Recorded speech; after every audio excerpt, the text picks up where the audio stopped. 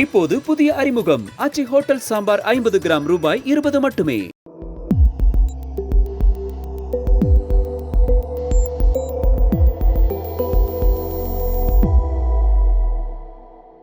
தமிழ் தடம் நேயர்களுக்கு வணக்கம். நம்மோடு உரையாட அரசியல் திறனாய்வாளர் திரு ரவீந்திரன் துரைசாமி அவர்கள் இணைந்திருக்காங்க. வாங்க பேசலாம். வணக்கம் சார். வணக்கம் தம்பி. நேற்று தேமுதிக திமுகவோட கூட்டணியை உறுதிப்படுத்தி இருந்தாங்க. இன்று ஓபிஎஸ் அவர்கள், முன்னாள் அதிமுகவுடைய முதலமைச்சர் ஓபிஎஸ் அவர்கள் ஸ்டாலின் அவர்களை மீட் பண்ணி வாழ்த்து சொல்லியிருக்காரு. சட்டப்பேரவைக்குள்ளேயும் ஓபிஎஸ் ஆதரவு எம்எல்ஏ, உசிலம்பட்டி எம்எல்ஏ ஐயப்பன் அவர்கள் ஜெயலலிதா ஆசியோடு, எம்ஜிஆர் ஆசியோடு திரும்ப இந்த ஆட்சி தொடரணும் அப்படின்னு பேசியிருக்காங்க. ஸோ எப்படி சார் போயிட்டு இருக்கு, என்ன புரிஞ்சுக்கலாம் இதுல? ஓபிஎஸ் திமுக கூட்டணியில முக ஸ்டாலின் அவர்கள் முதல்வர் என்ற கோஷத்தோடு உள்ள வாரார். அதுல எந்த மாற்றமும் இல்லை. இது திமுக தரப்புல இருந்து 3 இடங்கள் ஏற்கனவே இவர் வைத்தியலிங்கம் இருக்கும் போதே ஆஃபர் கொடுத்துட்டாங்க. அதே ஆஃபரை ஸ்டாலின் மெக்னானிமஸா கண்டினியூ பண்ணுவார்னு தான் நான் நினைக்கிறேன். அதையும் தாண்டி ஓபிஎஸ் கூடுதலாக கூட வாங்கியிருக்கலாம். என்றாலும் 3க்கு குறையாது நான் கருதுறேன். 3 கொடுத்தாதான் முக்குலத்தோர் மத்தியில் ஒரு உருவமும் கிடைக்கும். ஓபிஎஸ்ஸை பொறுத்தவரை அவருக்கு எடப்பாடி அநீதி இழைச்சிட்டாரு, நம்ம வச்சு கழுத்தறுத்துட்டாங்க, ரெட்டை தலைமைன்னு வச்சுக்கிட்டு தான் அபகரிக்கும் விதமாட்டு கிராப்பர். அதுதான் நான் கிராப்பருங்கிறேன். அதிமுக 50-50, வெள்ளாள கவுண்டர் 50%, முக்குலத்தோர் 50% இருக்கும்போது இரட்டை தலைமை ஒரு பொதுவான பார்வை இருந்தது. அது அநியாயமா ஓபிஎஸ்ஸை கே.பி. முனுசாமி, சி.வி. சண்முகம் இவங்களை பயன்படுத்தி வெளியே அனுப்பிக்கிட்டு ஒற்றை தலைமை ஆகும்போது அது ஒரு ஜாதி தலைமை ஆயிடுது, அரசியல் அபகரிப்பாயிருது. ஸோ அந்த அபகரிப்புங்கிறது அதிமுகவோட தன்மையே மாத்திருது. ஓபிஎஸ் அவர்கள் ஜெயலலிதாவோட விசுவாசியா இருந்தவர், பரதன்னு பாராட்டப்பட்டவர். அவர் நீக்கப்பட்ட பிறகு 13 விழுக்காடு வாக்குகளை அதிமுக எடப்பாடி தலைமை இழந்திருக்குது. இதை இருட்டை கொண்டு ஓட்டையை அடைச்ச மாதிரி, நுண்டி குதிரைக்கு சறுக்குன சாக்குன்னு சொன்ன மாதிரி, ஆட தெரியாதவன் மேடையை கோணல்னு சொன்னாங்கிற கதையில பாராளுமன்றம் சட்டமன்றம் 2021 சட்டமன்றம் 26 சட்டமன்றம்னு பேசிட்டு இருக்காங்க. 21 சட்டமன்றத்துல இரட்டை தலைமையா இருந்ததுனாலதான் கொங்கு மண்டலத்துல நான் வெள்ளாள கவுண்டர்களே ஓட்டு போட்டான். அப்ப கொங்கு மண்டலத்துல உள்ளவங்க ஓபிஎஸ் முக்குலத்தோரா பார்க்கல. இது வெள்ளாள கவுண்டர் 50%, நான் வெள்ளாள கவுண்டர் 50%ன்னு அந்த மாதிரி தான் பார்த்தாங்க. அது இழந்த பிறகுதான் ஈரோடு கிழக்கிலே ஒரு பெரிய பின்னடைவை அவங்க சந்திச்சாங்க. கடந்த முறை மக்களவை தேர்தலில் அவங்க சந்திச்ச பின்னடைவு பாராளுமன்றம், அதனாலதான் பின்னடைவுன்னு இல்லை. கடந்த முறை பாராளுமன்ற தேர்தலே முக ஸ்டாலினை முன்னிறுத்தி தான் அந்த எலெக்ஷன் நடந்தது. அதுதான் திரும்ப திரும்ப கேட்பேன். சீமான் கிட்ட எடப்பாடி பிரைம் மினிஸ்டர் கேண்டிடேட் இல்லாம பலகீனப்பட்டிருக்கிறாரா, அதுக்கு என்ன பதில் சொல்றீங்கன்னு கேட்டேன். இப்ப அதிமுகவின் தன்மை மாறினதுனாலதான் நாம் தமிழர் சீமானுக்கு எழுச்சி வரும். ஜெயலலிதா உயிரோடு இருக்கும்போது கலைஞர் ஜெயலலிதா ஃபைட்ல சீமான் 1.1 தான் எடுத்தாரு. 8.22 எடுத்தாருன்னா எடப்பாடியின் நடவடிக்கைகள், அவருடைய அபகரிக்கும் தன்மை, கிராப்பிங் மென்டாலிட்டி, எல்லாம் எனக்கு போடும், எல்லாம் எனக்கு போடும், எல்லாம் என் ஜாதிக்கு போடும். இது மற்ற ஜாதிகள் மத்தியில பெரிய ஒரு அதிருப்தியை ஏற்படுத்தின விளைவு. அவங்க சீமானை நோக்கி போறாங்க. ஓபிஎஸ் எடுத்தது 1 விழுக்காடு வாக்கு தான். ஆனா அவரால் பாதிப்பு 13 விழுக்காடு வாக்குகள். இன்னும் சொல்ல போனா 15 விழுக்காடு வாக்குகள் எடப்பாடி பழனிசாமிக்கு ஓபிஎஸ் பாதிப்பு. ஆனா ஒரு 2 விழுக்காடு வாக்குகள் வட தமிழகத்துல வன்னியர்கள் 10.5 அந்த தன்மை மாதிரி மாறி தர்மபுரி, சேலம், சிதம்பரம், விழுப்புரம், கள்ளக்குறிச்சி, நாமக்கல் முக ஸ்டாலினோட பெரிய தலைவர் எடப்பாடி பழனிசாமி.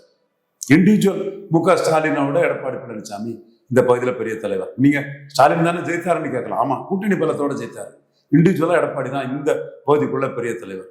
ஆனா 15 விழுக்காடு வாக்குகள் தென் மாவட்டம், பிராமணர்கள் வாக்கு, பொதுவான யாதவர்கள் வாக்கு, முக்குலத்தோர் வாக்கு மிக கடுமையா ஓபிஎஸ் இபிஎஸ் இழந்திருக்கிறாரு. இப்ப ஓபிஎஸ் திராவிட முன்னேற்ற கழகத்துல போறது மரபர் ஓட்டுகளை அதிகரிக்கும், ஸ்டாலினுக்கு இமேஜையும் உயர்த்தும். இப்போ ஓபிஎஸ் அவர்கள் இவ்வளவு நாள் திமுக எதிர்ப்புல தான் அரசியல் பண்ணியிருக்காரு. அவங்களுடைய ஃபாலோவர்ஸும் ஆன்டி டிஎம்கே அப்படின்ற மைண்ட் செட்ல தான் இருந்துகிட்டு இருக்காங்க. அப்படி இருக்கும்பொழுது ஓபிஎஸ் அவர்கள் டிஎம்கேக்கு ஆதரவு தெரிவிக்கிறாரு அப்படின்னா அந்த தொண்டர்கள் அப்செட் ஆயிட மாட்டாங்களா? இல்ல தம்பி, அது கடந்த காலத்தின் கைதியா பலரும் பேசுறாங்க. கலைஞர் கருணாநிதிக்கு இருந்த எதிர்ப்பு மு க ஸ்டாலினுக்கு இல்லை. அதுதான் உண்மை நிலைமை. ஸ்டாலினுக்கு அக்செப்டபிலிட்டி ஜாஸ்தி ஆயிடுச்சு. அவரு முத்தமிழறிஞர் கலைஞர், புரட்சி தலைவி ஜெயலலிதா அம்மையார், புரட்சி தலைவர் எம்ஜிஆரோடலாம் பெரிய வெற்றியை தொடர்ந்து பெற்றுட்டு இருக்காருன்னா அதிமுக ஓட்டர்ஸ்ல ஒரு அக்செப்டன்ஸ் வந்து ஸ்டாலினுக்கு வந்துடுச்சு. நீங்க ஜெயலலிதா உயிரோடு இருக்கும்போது 40 விழுக்காடு வாக்கு அதிமுக எடுத்திருந்தாங்க. இன்னைக்கு ஐயா எடப்பாடி பழனிசாமி 20 விழுக்காடு தான் எடுத்திருக்காருன்னா அந்த மீதி 20ம் 3 திசையில போகுது. தமிழ் தேசியத்துக்கு சீமான் தலைமைக்கு ஒரு வாக்குகள், திராவிட இயக்கம் தந்தை பெரியார், பெரியார் மண்ணா பெரியாரே மண்ணான்னு கேட்கறதுனால அங்க உள்ள திராவிட இயக்க ஆர்வலர்கள், இப்போ KP முனுசாமி எல்லாம் பெரியாருக்கு பாரதத்தினா கேட்கக்கூடிய ஒரு அதிமுக காரர்கள். ஸோ அதுல ஒரு பகுதி MK ஸ்டாலினுக்கு, இன்னொரு பகுதி இந்துத்துவாவில் அண்ணாமலைக்கு. இப்போ இந்த 3 கூறாட்டு அது பிரிஞ்சிடுச்சு. 7 விழுக்காடு சீமான் உயர்ந்திருக்கிறாரு, ஒரு 7 விழுக்காடு அண்ணாமலை மற்றவங்க உயர்ந்திருப்பாங்க, ஸ்டாலினும் உயர்ந்திருக்கிறாரு. இதுல அண்ணாமலைக்கு உயர்ந்த அந்த விழுக்காடு வாக்குகள் மீண்டும் எடப்பாடி தலைமைக்கு போகுமா, ஸ்டாலின் சீமானுக்கு போகுமாங்கிறதெல்லாம் ஒரு கேள்விக்குறியா இருக்குது. அப்போ பொலிட்டிக்கல் டைனாமிக்ஸ் மாறிட்டு, கலைஞர் ஜெயலலிதா இருக்கும் போது டைட் ஃபைட் இருந்தது, ஒரு விழுக்காடு தான். ரெட்டலையும் உதயசூரியன் மேல வருது. ஆனா கூட்டணி கட்சிகள் எல்லாம் காலி பண்ணி ஜெயலலிதா ஆட்சியை பிடிச்சிடுறாங்க.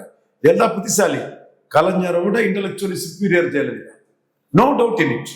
ஸ்ட்ராட்டஜிக்கலா அவங்க சுப்பீரியர், போல்டு, அந்த இதை பண்ணாங்க. ஆனா இன்னைக்கு கலைஞரை விட MK ஸ்டாலின் அவர்கள் கலைஞர் தவறுகள் வந்து பாடம் படிச்சு மேம்பட்ட ஒரு அரசியல், இதை என்டியூரன்ஸ் இஸ் எ வெர்ச்சு இன் பொலிட்டிக்ஸ்ங்கிற மாதிரி ஒரு பொறுமையை கடைப்பிடிச்ச ஒரு பெரிய அரசியல் சக்தியாட்டு ஸ்டாலின் வர்றாருன்னா அவருக்கு அக்செப்டன்ஸ் வந்து அதிமுக ஓட்டர்ஸ் கிடைச்சிடுச்சு. ஓட்டர்ஸே ஆட்டோமேட்டிக்கா அந்த அக்செப்டன்ஸ் கொடுத்த பிறகு OPS மேல சிம்பதி உள்ள ஓட்டர்ஸ் கொடுக்க மாட்டான், கொடுப்பான். குறிப்பா அது மறவர் சமுதாயம் தான். இப்போ OPS அவர்கள் இந்த எலெக்ஷன்ல போட்டி போடுவாருன்றீங்களா நீங்க, அல்லது அவங்க ஆதரவாளர்களுக்கு மட்டும் சீட் வாங்கி கொடுப்பாரா?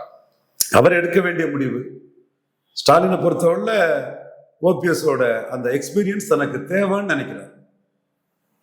எந்த வகையில எப்படிங்கிறதுல அவர் கட்சி தான் முடிவு பண்ணணும். பட் அவருடைய அந்த அனுபவம் தன்னோட இதுக்கு தேவைங்கிற உணர்வு ஸ்டாலின் இருக்கு. இப்போ OPS அவர்கள் நின்னாலும் எலெக்ஷன்ல, அல்லது அவருடைய ஆதரவாளர்களுக்கு சீட் வாங்கி கொடுத்து நிக்க வச்சாலும், உதயசூரியன் சின்னத்துல OPS நிக்கிறாரு அப்படின்னு தானே புரிஞ்சு கொள்ளப்படும். கண்டிப்பா அமைப்பு கிடையாது. அப்ப உதயசூரியன் சின்னம் தான். கண்டிப்பா உதயசூரியன் தான். அப்ப அதிமுகவுடைய முன்னாள் முதலமைச்சர் ஜெயலலிதா அவர்களால கொண்டு வரப்பட்டவர் வந்து உதயசூரியன் சின்னத்துல நிக்கிறாரு அப்படின்றது. உதயசூரியனை அவர் OPS எந்த தப்பும் இல்லை. ரெட்டலையே கவுண்டர் கட்சி ஆயிட்ட. நானே வந்து களத்துக்குள்ள போனோம்னா இன்னும் புதன் பழனிசாமி ஐயரும் நாடாரு என்ன செய்ய முடியும்னு கேட்டாரு. இல்ல கவுண்டர் கட்சின்னு சொல்றீங்க, ஆனா வந்து அழகிரியோடைய முன்னாள் ஆதரவாளர்கள்லாம் எடப்பாடி தலைமையை எதிர்த்து வந்துட்டு இருக்காங்க. சோ கிட்டத்தட்ட அது ஃபுல்லா தேவர்கள் தான் வந்துகிட்டு இருக்காங்க. தேவர்கள் வந்துட்டு இருக்கிறாங்க, தேவர்கள் தான் அரசியல் பண்றாங்க, தேவர்கள் political vibrant community. But AIADMK தேவர்களுக்கு தேவர்கள் மத்தியிலே செல்வாக்கு இல்லையே பெருசா. பாராளுமன்ற தேர்தல் அதுதானே காட்டுது. ராமநாதபுரத்துல டெபாசிட்டு காலி, திருநெல்வேலியில காலி, தேனியில காலி, ஏன் மதுரையில 3வது போயிட்டாங்களே. பட் இங்க சிவகங்கையில கல்லறை போட்டு வேற கல்லர் நிற்காததுனால 20 விழுக்காடு ஓட்டுக்கு மேல கிடைச்சிடும். நம்ம எல்லாமே மாத்தி மறைச்சு பேசுறது இல்லை, தரவுகளோட பேசுறோம். கவுண்டர் ஆதிக்கம் அங்க எதிர்க்கு என்னன்னு சொன்னா, அந்த ஜெயலலிதா காஸ்ட் நியூட்ரல்ங்கிற அந்த தன்மை மாறிட்டுங்கிறதுக்காக சொல்றேன். Jayalalithaa cost neutral, Stalin cost neutral, இசை வேளாளர் காஸ்ட் நியூட்ரல், அனைத்து ஜாதிகளுக்கும் பொதுவானவங்க. பட் ஸ்டாலினுக்கு அந்த வன்னியர் மட்டும் கொஞ்சம் அன்புமணி சிஎம்னு போட்ட வன்னியர்கள் மத்தியிலும் ஒரு எதிர்ப்பு இருக்கு. மற்றபடி ஸ்டாலினுக்கு எந்த ஜாதியிலும் எதிர்ப்பு இல்லை. எடப்பாடிக்கு வந்து பல ஜாதிகள்கிட்ட அக்செப்டன்ஸ் இல்லை. ஜெயலலிதா காஸ்ட் நியூட்ரல் லெவல்ல இருந்து எடப்பாடி காஸ்ட் நியூட்ரல் இல்லாததுனாலதான் 20 விழுக்காடுக்கு போயிட்டு. இப்ப நீங்க இதை வந்து கவுண்டர் ஆதிக்கம் மாதிரி பார்க்கலாம். இந்த இடம் ஜெயலலிதா அண்ணமக தீபா ஜெயக்குமார் இருக்காருன்னு வைங்க, அவங்க அக்செப்டன்ஸ் தெளிவா இருக்கும். இந்த ஜெயலலிதா இடத்த தீபா ஜெயக்குமாரே பிடிச்சிட்டாங்கன்னு வைங்க, எந்த ஜாதி ஆதிக்கம்னு மக்கள் பார்க்க மாட்டான். அந்த இருந்தா பிராமணர் வந்து யாரு கூட சண்டை போடுறான், யாரு மேல கேஸ் போடுறான். அங்கங்க கமலாயத்துல பிராமணத்துக்கு எதிராக ஒரு இது இருக்கும், சென்னை ஊடகத்துல பிராமணத்துக்கு எதிராக இருக்கும், LICல போஸ்ட் ஆபீஸ்ல. இந்த ஒரு லிமிட்டட் இடத்தை தாண்டி பிராமணனுக்கு எதிரான ஓட்டிங் பேட்டர்ன் எங்க இருக்கும்? கிடையாது. இப்போ வந்து மெஜாரிட்டி தமிழ்நாட்டினுடைய மெஜாரிட்டி கம்யூனிட்டிஸ் வந்து தலைமைத்துவத்துக்கு வரக்கூடாதுன்றீங்க, தலைமை ஏற்கக்கூடாதுன்றீங்களா? இப்படி நான் பெருந்தலைவர் காமராஜ் வந்து பெரும்பான்மை சமுதாயத்தை சேர்ந்தவர் தான் தலைமை ஏற்றாரு, ஆண்டாரு. அவருக்கும் ஒரு எதிர்ப்பை வந்து கலைஞர் போன்றவங்க எல்லாம் உருவாக்குனாங்கிறதெல்லாம் நான் மறுக்கல. அப்ப நான் அந்த யதார்த்த உண்மையில இருந்து நான் வரேன். நீங்க வரக்கூடாதுன்னு சொல்ல வரல. சாரகாசன் சொல்றாரு, நம்ம கூட இருந்தவன் டெல்லியில போய் ஆட்டி படைக்கிறான், பிரைம் மினிஸ்டரை கமாண்ட் பண்ணக்கூடிய அளவில் வந்துட்டாங்கன்னு சொல்லும்போது ஒரு நெகட்டிவ் போலரைசேஷன் உருவாயிட்டுன்னு இவர் சாருகாசன் ஐயா சொல்றாரு. நியாயமா சொல்லக்கூடிய ஒரு மிகப்பெரிய தியாகி, நாட்டுக்காக தியாகம் செய்த பலனும் அடையாத சீனிவாச ஐயங்காருக்கு மகன் ஐயா சாருகாசன் சொல்றாரு. கருத்து எனக்கு உடன்பாடாக தான் தெரியுது. அதுக்குள்ள இன்னொரு தவறும் காமராஜ் சைடுல இருக்குது. தீகாவில இருந்து வந்த நாடார்கள் எல்லாம் காங்கிரஸ் பெரிய தியாகம் பண்ண இயக்கத்துல வந்து காமராஜ் ஏசி பிரசிடன்ட் ஆனதும் நெஹ்ரு வாரிசு காமராஜ் தான் இவங்க பொழுது சொல்றது நியாயமானதுதான். அந்த அளவுக்கு பவர்ஃபுல்லா இருக்கிறாரு, கமாண்ட் பண்றாரு இந்திரா காந்தி சாஸ்திரி எல்லாம். இவன் என்ன சொல்றான்னா காமராஜ் நாடார் வாழ்க, காமராஜ் நாடார் வாழ்கிறான். அது மட்டும் அருவருப்பா பார்க்கலாம். ஸோ அந்த இடத்துக்குள்ள ஒரு நெகட்டிவ் போலரைசேஷன் அங்க உருவாகுது. இத்தனைக்கும் காமராஜ் வந்து ஏசி பிரசிடன்ட் ஆகும்போது 10 அமைச்சர்கள் கூட நாடார சேர்க்கல. ஸோ அவர் கேர்ஃபுல்லா தான் இருந்தாரு. என்றாலும் அவருக்கு அதிகாரத்தை பயன்படுத்தி 4 பேர் பேசும்போது ஒரு நெகட்டிவ் வருது. அந்த மாதிரி ஜெயலலிதாவுக்கோ இசைவேளாளர் ஸ்டாலினுக்கோ பிராமணர் ஜெயலலிதாவுக்கோ அந்த மாதிரி எதிர்ப்பு கிடையாது. இப்ப அதே ஒரு எதிர்ப்பு வளையம் வந்து எடப்பாடி பழனிசாமிக்கு கொங்கு மண்டலத்துல இருக்குது. நான் இல்லாம சொல்ல வரல. அண்ணாமலை பிஜேபி தலைவரா இருக்கும் பொழுது கேஸ் நியூட்ரலா இருந்தார் அவரு. இல்ல அவர் அண்ணாமலை ஒரு பெரிய கட்சிக்கு தலைவரா இல்லை, ஒரு நியமன தலைவரா இருந்து ஒரு பவர்ஃபுல் லீடரா உருவாகி வந்தார். தமிழிசை வந்து தலைவரா இருந்தா அவரை லீடரா பார்க்க மாட்டான். மூப்பனாரை கூட பெருசா லீடரா பார்க்கல. காமராஜரை லீடரா பார்த்தான். எடப்பாடி பழனிசாமி 40 விழுக்காடு கட்சியை பிடிச்சிட்டாரு. அதுல ஒரு மரவரை அடிச்சிருக்கிறாரு, ஒரு கல்லரை காலவாரி விட்டுருக்கிறாரு. வந்துட்டார்ல திரும்ப அந்த கல்லர். எப்படி வராரு? நீ கமாண்ட் பண்ண இடத்துல இருந்தா வர, 10-11 வர. சசிகலா அம்மையார் காலில் விழுந்தாங்க எடப்பாடி பழனிசாமி. அந்த உயரம் என்ன? சிஎம் சுண்டி தன் அலுவலகத்துக்கு கூப்பிட்டு கமாண்ட் பண்ணாரு டிடிவி தினகரன். அந்த உயரம் என்ன? இந்த உயரம் என்ன? சோ அவர் சந்தர்ப்ப சூழ்நிலையில பல திட்டங்களோட வந்திருக்கலாம். ஆனா அந்த ஸ்டேச்சர் இன்னைக்கு தினகரனுக்கு இல்லைல்ல. சோ இதெல்லாம் முக்குலத்தோர் மத்தியில எடப்பாடிக்கு ஒரு எதிர்ப்பு இருக்குது. நான் வெள்ளாள கவுண்டர்கள் மத்தியில எடப்பாடிக்கு ஒரு எதிர்ப்பு இருக்குது. 10.5 எடப்பாடிக்கு ஒரு எதிர்ப்பு இருக்குது. இந்த இடத்துக்குள்ளதான் நாம வந்து நீங்க தேவர் அடிச்சுட்டீங்கன்னா அடிச்சதெல்லாம் டான்னா தம்பி ரங்கராஜ் பாண்டே. நீ தேவரை அடிச்சுங்கிறதுக்காக நாடார் ஆதரவை பெற்ற முடியாது. அதைத்தான் நான் களத்துக்குள்ள வந்து 2024 3 நாடார் தொகுதியில் டெபாசிட் இலக்க வைப்பு பண்ணி சொல்லி அதை செய்தேன். இப்ப இன்பதுரைக்கு வந்து எம்பி சீட்டு கொடுத்துருக்காங்க, கொண்டு வந்துட்டு தானே இருக்காங்க கொஞ்சம் கொஞ்சமா அந்த ஆதரவு அலைய. இன்பதுரை எம்பி டிக்கெட் கொடுத்தது வழக்கறிஞர், அவரோட லாயலா இருக்கிறாரு, ஒரு கிறிஸ்தவ நாடார். ஒரு பிரதித்துவம் வந்து வரவேற்கத்தக்கதான். நம்ம கண்ணை மூடிட்டு யாரையும் எதிர்க்க விரும்பல. இன்பதுரைக்கு ஒரு வாய்ப்பு கொடுத்ததை நான் வரவேற்க தான் செய்யறேன். அப்ப கொஞ்சம் கொஞ்சமா அந்த ஆதரவு வட்டத்தை உருவாக்கிட்டு இருக்காருன்னு தான் நம்ம பார்க்க முடியும் இல்லையா? வாக்கு வங்கி குறைஞ்சிட்டு தானே இருக்கு. நீங்க உங்க எடப்பாடிக்கு பலகீனம். நீங்க எடப்பாடியில நீங்க ஈரோடு கிழக்குல நின்னீங்கன்னா பூத் வைஸ் அனாலிசிஸை மீண்டும் நாங்க எடுத்து போடுவோம். ஏற்கனவே அந்த ஈரோடு கிழக்கு இடைத்தேர்தல பூத் வைஸ் அனாலிசிஸ் நாங்க கொடுத்ததுனாலதான் கருத்து பார்வையற்றவர்களாட்டு ஏசி ரூம்ல இருந்துகிட்டு திமுக அண்ணா திமுக பேசிட்டு அட்டுத்தனமா முட்டாள்தனமா போதுமான விவரம் இல்லாம பேசிட்டு இருக்கவங்களுக்கு மரண அடி கொடுத்தது. 80 விழுக்காடு பறையர்கள் உதவி கை சின்னத்துக்கு வாக்களிச்சாங்க. 85 விழுக்காடு அருந்ததியர்கள், 90 விழுக்காடு நாயுடுகள், செங்குந்தர்கள் கை சின்னத்துக்கு பெரிய அளவில் வாக்களிச்சாங்க. இந்த 4 ஜாதியிலையும் 10 விழுக்காடு வாக்கு கூட ரெட்டலை கிடைக்கல. ஆனா வெள்ளாள கவுண்டர்ல 65 விழுக்காடு வாக்கு ரெட்டலை கிடைச்சது. சோ ஜெயலலிதா காலத்துல இருந்த அந்த காஸ்ட் நியூட்ரல் டைனமிக்ஸ் மாறி போனது ஒரு இடைத்தேர்தலா தான் தெரிஞ்சது. நீங்க கும்மிடிப்பூண்டி இடைத்தேர்தல் வரும்போது வன்னியர் பூத்திலையும் ஜெயலலிதா தலைமையில அதிக ஓட்டு கிடைச்சது. இன்னைக்கு விக்கிரவாண்டி இடைத்தேர்தல் வரும்போது 50 வன்னியர் பூத்துகள்ல மாம்பழம் அதிக. அப்போ அந்த டைனமிக்ஸ் மாறுது. நான் வன்னியர் பூத்துகள்ல போலரைசேஷன்ல உதயசூரியன் பெருசா போயிட்டு. சோ அந்த டைனமிக்ஸ் மாறிட்டு. அதனாலதான் தேமுதிகவுக்கு சோசியல் போலரைசேஷனுக்கு தான் இவ்வளவு முக்கியம் வந்திருக்குது. சீமான் நடத்துற அரசியல் எல்லாமே போலரைசிங் பொலிட்டிக்ஸ் தான். இது சீமான திமுக வேண்டாம் அண்ணா திமுக வேண்டாம்னு சீமானுக்கு ஓட்டு நினைக்கிறாங்கல்ல, அவங்களும் டெசல்ட்ரி அவுட்லுக்ல போதுமான டேட்டா இல்லாம விவரம் இல்லாம டிவியில அப்படியே பேசிட்டு போயிடுறாங்க. தப்பான ஒரு புள்ளி விவரத்திலேயே தப்பான ஒரு கணக்கிலேயே ஒரு முடிவெடுத்து அதுல போயிட்டு இருக்கிறாங்க. சீமான் தமிழ் தேசியம், வேலுப்பிள்ளை பிரபாகரன் தமிழக தலைவர்னு ஒரு மிலிட்டன்ட் கேடர்ஸ் யங்ஸ்டர்ஸ் மூலமா 100% கம்யூனிட்டிஸ் கன்ஷிரா பாணியில அவர் வளர்றாரு. சீமானுக்கு வளர்ச்சிங்கிறதே நான் பெனிஃபிஷரி காஸ்ட் ஆஃப் ஏடிஎம்கே தான் சீமானுக்கு வளர்ச்சி. ஏடிஎம்கேக்கு எதிரான ஜாதிகள் தான் சீமானுக்கு வளர்ச்சி. இப்போ கூட சசிகலா அம்மையார் என் தம்பி சீமான்னு பெருமையா பேசிட்டு இருக்கதாட்டும், என் தம்பி ஒருத்தன் தான் என் ரத்த உறவுகளை என்னை கைவிட்ட போது என் தம்பி ஒருத்தன் தான் பரப்பன அக்ரஹார சிலையில என்ன கொல்ல சதின்னு சொன்னான்னு சொல்லக்கூடிய ஒரு சூழல் இருக்காது. அதிமுக ஜெயலலிதா ரெட்டலைக்கு ஓட்டு போட்ட சசிகலா மீது பற்றில் கொண்ட வாக்காளர்களை சீமான் பக்கம் கொண்டு வரும். அப்ப ஜெயலலிதா ஒரு அம்ப்ரல்லாவா காம்ப்ரிஹென்சிவா எடுத்த எல்லா செக்ஷன் ஓட்டர்ஸையும் எடப்பாடியால கொண்டு போக முடியல. இதுதான் யதார்த்த உண்மை. மீண்டும் 26 முடியாதுன்னு நான் சொல்றேன். இது என்னோட ஆணித்தரமான கருத்து. அதுல பிராமணர்கள் ஓட்டு சீமான் பக்கம் போக வாய்ப்பு இருக்கு. இந்து நாடார்கள் வாக்கு சீமான் பக்கம் போக வாய்ப்பு இருக்குது. முக்குலத்தோர் வாக்கு வந்து சீமான் பக்கம் போக வாய்ப்பு இருக்குது. இன்னொரு சைட்ல விஜயும் வராரு. நான் விஜயை பொறுத்தவரை அன்டெஸ்டட் நாட் ப்ரூவ்டு, அவரு இன்காம்பிட்டன்ட் இன்எலிஜிபிள் மண்குதிரையா இருப்பாரு. அவரை நான் கணிக்கிறேன். அதனால அவர் ஒரு டேமேஜ் பண்ணுவார். ஒரு குறைஞ்சபட்ச டேமேஜ் செங்கோட்டையன், சத்யபாமா, மனோகரன், சுப்பிரமணியம், ராஜலட்சுமி, ஸ்ரீதர், இப்படி அதிமுக அதிர்ச்சியாளர்களை வச்சு எம்ஜிஆர் ஜெயலலிதான்னு ஒரு சிறிய டேமேஜை பண்ணலாம். மற்றபடி அவர் எஃபெக்டிவா நின்னாருன்னா பெரிய டேமேஜே எடப்பாடியை பண்ண முடியும். ஸோ எடப்பாடியோட அந்த அக்செப்டன்ஸ் குறைவா இருக்கிறதுனாலையும், ஈர்ப்பு சக்தி இல்லாதனாலையும், ஓட் டிரான்ஸ்ஃபரிங் கெப்பாசிட்டினாலையும், ஜெயலலிதா உயிரோடு இருக்கும்போது விளவுமுள்ள நோட்டாவுக்கு கீழே போன சீமா இன்னைக்கு நான் பெனிஃபிஷரி காஸ்ட் சாம்பவர், பறையர், முக்குவர், பரதவர் இவங்களை வாக்கள் எடுத்து எடப்பாடியை கீழே தள்ளி இருக்கிறார். இது யதார்த்த உண்மை.